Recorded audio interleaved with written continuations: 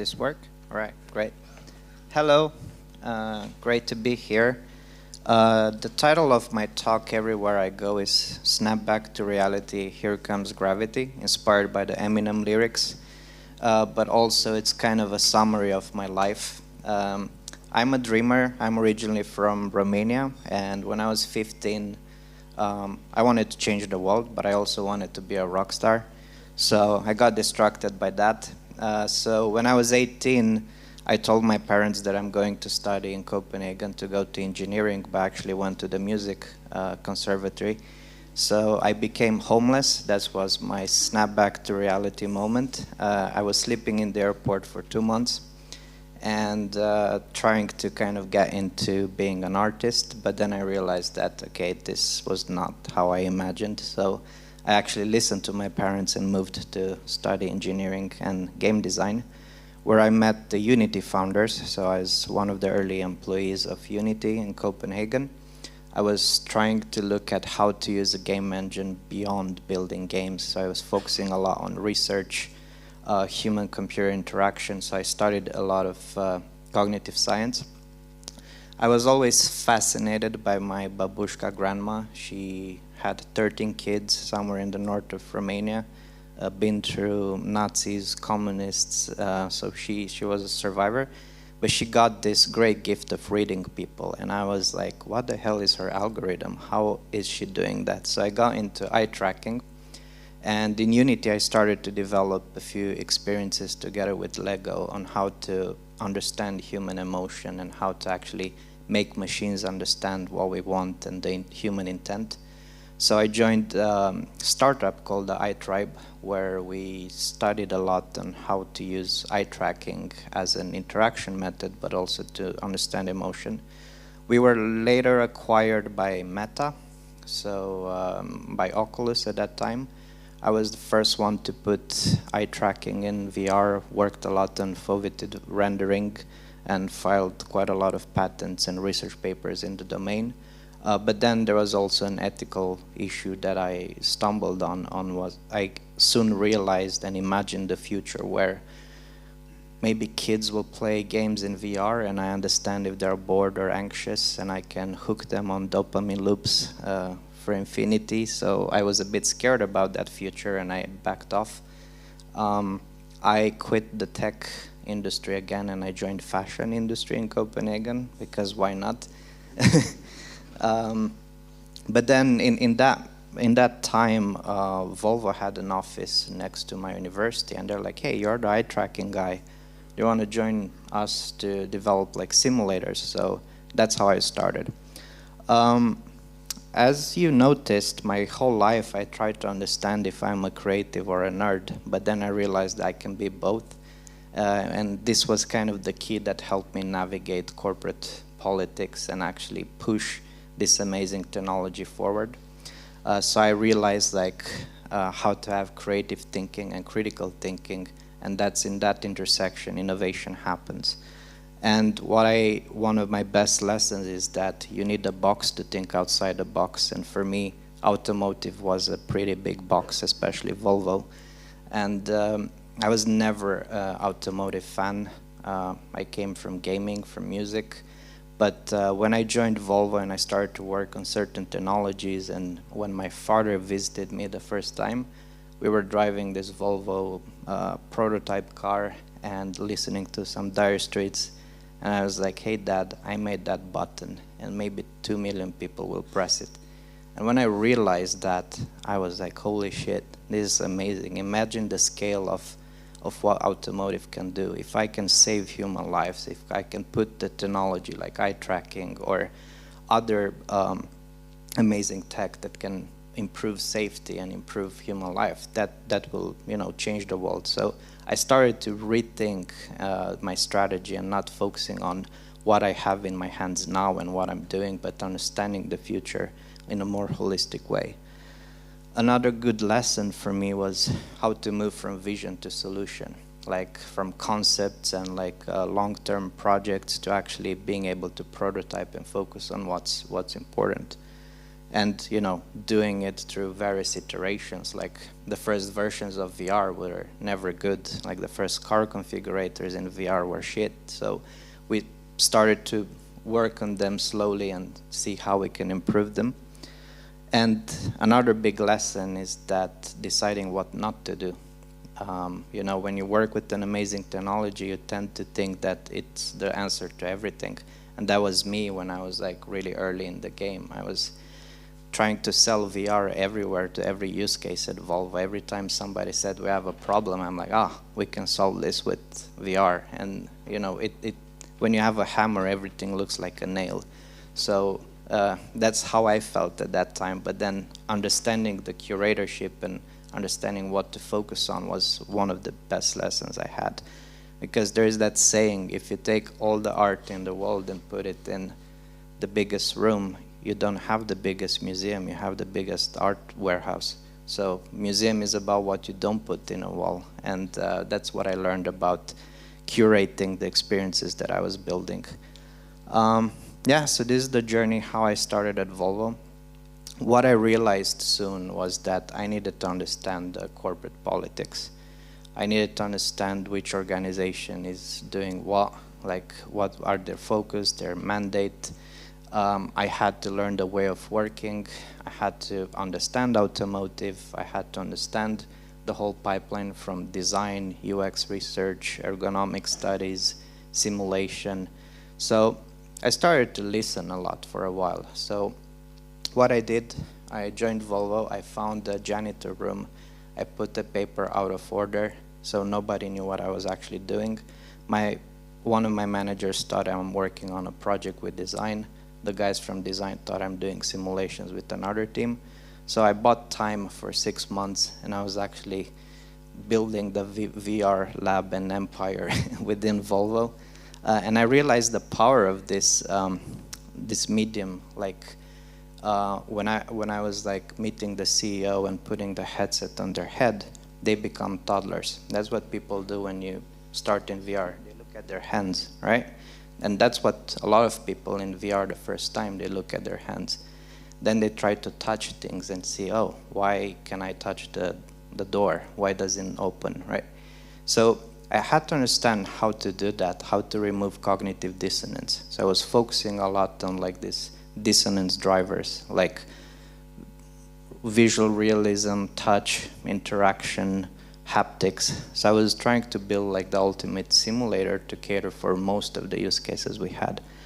But one of the vision that always drove me was like Volvo's vision to freedom to move from a personal, safe, and sustainable way. So I'll show you a quick video.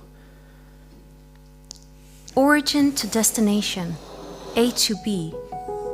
The triumph of human civilization relies on our ability to cover ever larger distances. Travel is as essential to life as the blood in your veins. From the turn of the 20th century, the automobile has shaped the man-made world and profoundly enriched the way we live. It shifted our perception of time and space. Days and weeks on foot or horseback became hours on the road. The miracle of flight further amplified our ability to reach further and faster than ever before. But to fit in an increasingly systematic and mechanized world, we find ourselves having to behave more like machines. In our striving for efficiency, have we lost empathy for the traveler? Efficiency shouldn't be about how much more work you can squeeze into your day. It shouldn't be how quickly you can get to where you're going, but how you get there.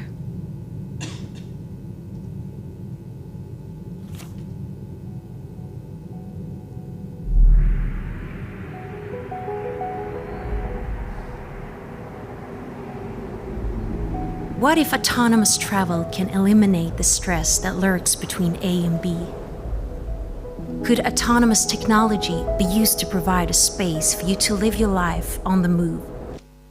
So this was one of the first projects I worked on. It was like a vision concept project, but a lot of wisdom in the vision that was there. And especially super relevant today, like in the use of technology that we're doing through glasses and AI.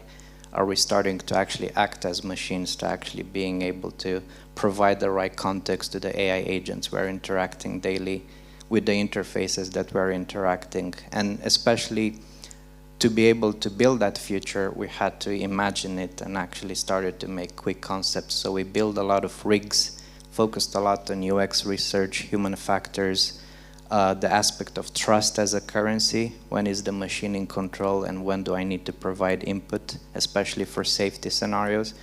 And what we realized is that, of course, in this strive for efficiency, we were actually losing empathy for the driver. Like we were trying to build those automated systems, but without understanding properly the context, the situation, and how would users, use their time. Because that's always the promise, efficiency, right? We are using these technologies to build faster, to iterate faster.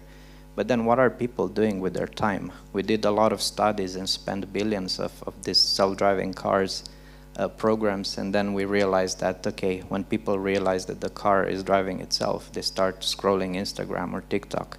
And are we actually trying to buy more time for people to be hooked on social media?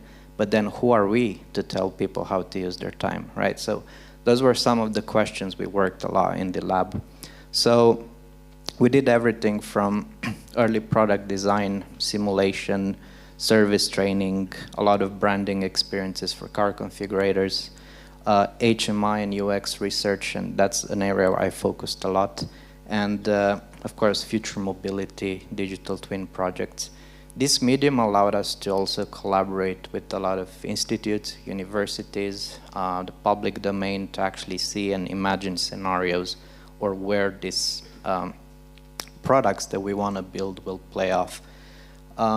Volvo's been using kind of this immersive mediums, I think, since the 80s. I tried some of the early dome experiences for car design, and they've been always super progressive about the space, and that's why I felt amazing and felt that they trusted a gamer, a nerd, to actually build this strategy for them and build different teams. Currently, I think after that janitor room, we were 80 people in the company. And growing. We've been teaching courses at Hyper Island, Chalmers, Uppsala University. Actually met an ex-student of mine in Dublin yesterday. And we've been trying to see how to spread, kind of this, not only the technology, but the thinking that you come with when you're working with VR and the prototyping phase. So we did a lot of partnerships from Google to Facebook to Unity. Unity's been like a really close partner for us. So we built the industrial track of Unity together with Volvo. So we were the first industrial partner. They tested with us, okay, what would automotive need from Unity? So we built a lot of requirements and tools together. Here is like an example of how day-to-day life looked at in our lab. So we work with the latest technologies for car and sensor training, UX research to see how these pilot assist systems would work in various scenarios, haptic suits for training and manufacturing and safety scenarios.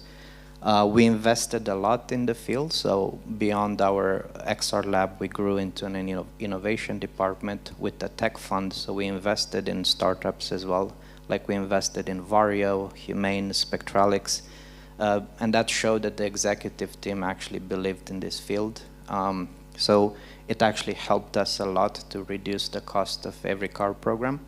So I built this tool with Vario. I was the first one to drive with the headset in the world. I was driving around 120 per hour at the point. This was 2018, so still super early for mixed reality.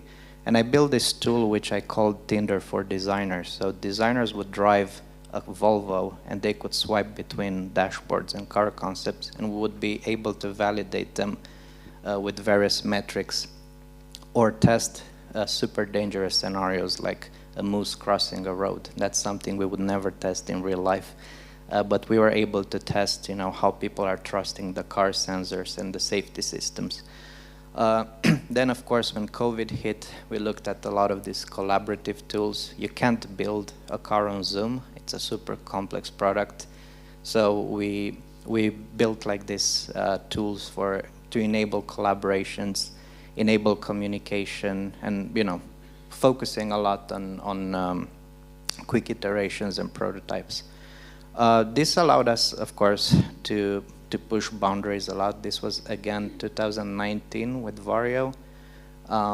We were able to build these super realistic car design tools and branding tools where you were able to see your own hands, see your own reflection in the car, being able to do proper validation and verification cases.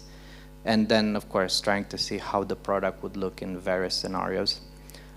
It was always a mix of designers, researchers, developers, and this really helped us cut a lot of time and focus on quality when we were building these technologies. So anything from eye tracking studies, ergonomics, working with the latest tools to understand, how the future of future cars, future mobility will look like. This is the first car that I worked on since I was a student. It was around 2014, and it's actually the new EX90. This actually shows how long it takes to build a car. I mean, I worked on it since it was a sketch, and then we tried to make the first prototypes in VR. Some of the technologies that we've been working on with eye tracking made it as the 2024 Innovation of the Year on Time magazine, but 10 years after, again, it takes a lot to validate, to run these tests, to research. But VR helped us, again, to cut a lot of corners, gather a lot of insight.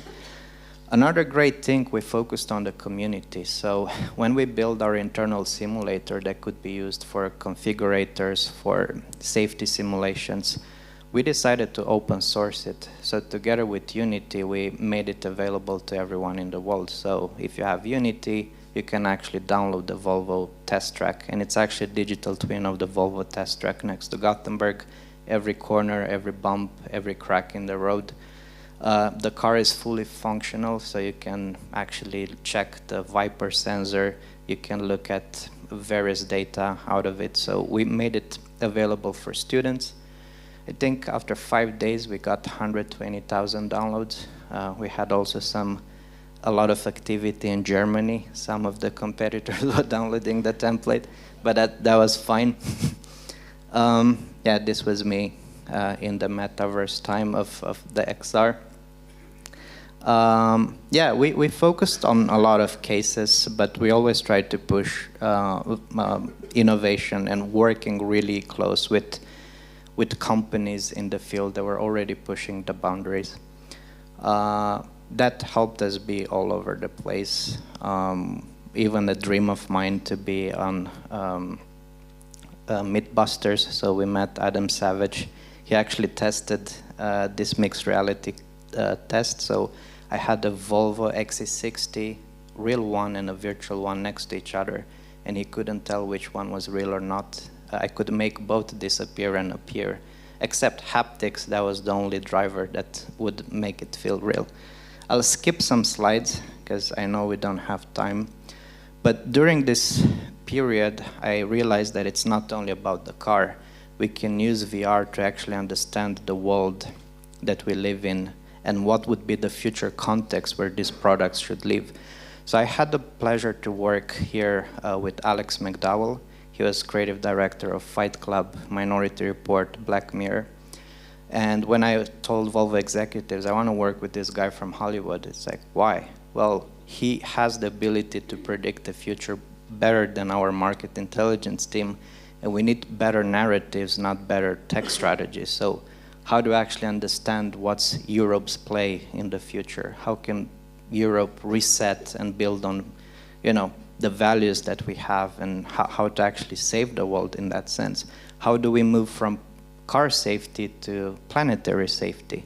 society safety. So we tried to look at those elements, and we did a lot of world building projects, a lot of research, understanding what 2050 scenarios would actually look like, from policy to infrastructure to economy to ecology. And one interesting thing, Minority Report came like late 90s, early 2000s. There are 120 patents associated with the movie. A lot of them are actually in use today. Siri was born from that movie, AR interfaces. And that actually allowed us to think like how they did, Steven Spielberg and McDowell at that time, on how do we imagine a proper 2050 scenario where we take into account urban planning, hospitals, economy, infrastructure, to actually understand if what we plan to build actually makes sense. So yeah, anything from transport systems to urban planning to user experience, these were like way ahead of their time. Of course, not science fiction, but future reality. We don't use the same technology as it is now, but of course we did see glimpses of it that inspired us to build this future. So for that, we looked at how do we actually use digital twins and the cars and traffic data that we have to not only understand historical data, but being able to control these things real time and actually predict future scenarios, right? So building a digital society, if you may, and being able to look into those future scenarios to help us take better decisions. So we built together with City of Gothenburg. We got the EU project at the Cityverse, so working on using digital twin to actually simulate various scenarios, like what would happen if we take the cars out of the center of the city. How do we fix the mobility issue and the throughput for events? How do we help like disabled people, access certain areas? So we were simulating a lot of these things with, of course, AI agents and synthetic populations, and extracting data that inform decisions for city planners to actually have better strategies together with the industries. Yeah, so we worked on a lot of future story fragments that inspired some of the strategies that we started in sustainability, in safety. But what enables when you have like a cohesive narrative is that you have a common vocabulary to describe the common future you want to build. So when industry and public institutes come to play, we're speaking the same language. We can describe those scenarios based on data. We can take a headset on and actually get immersed and take decisions real time, and that really changed the game for us. So yeah, I encourage all of you to stay ahead of the curve. I'm Timmy, and thank you so much.